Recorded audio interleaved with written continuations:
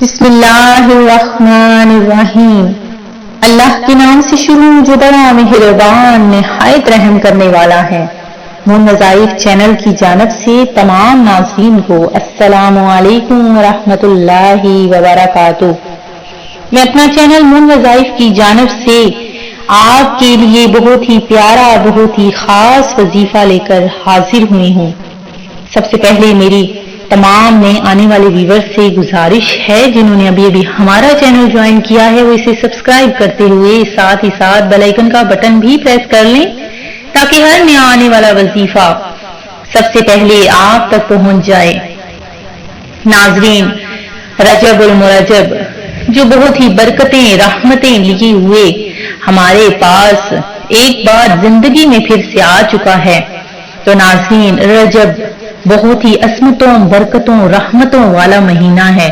اگر آپ رحمتیں اور برکتیں سمیٹنا چاہتے ہیں تو اس کا ایک ایک لمحہ بھی ضائع نہ کریں۔ تو ناظرین، رجب میں صدقہ کرنا ہے بہت ہی افضل ترین فضیلت رکھنے والا صدقہ کرنا اگر آپ چاہتے ہیں تو ناظرین اپنے اوپر سے بلائیں ہٹانا چاہتے ہیں تو صدقہ زیادہ سے زیادہ صدقہ کریں۔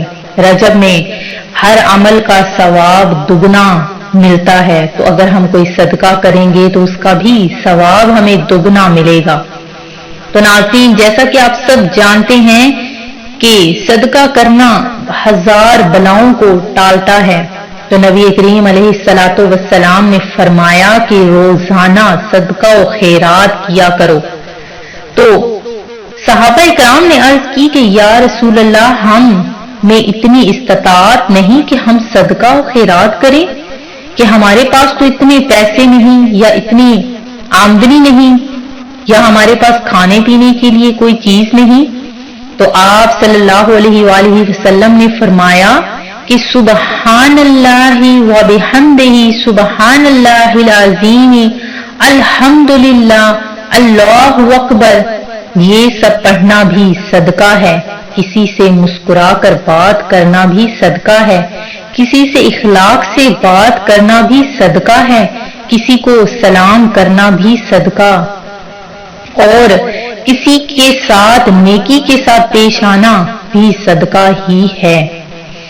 تو ناظرین، یہ چھوٹے چھوٹے کام جو ہم دن رات میں چلتے پھرتے کرتے ہیں یہ سب بھی صدقہ ہی ہے۔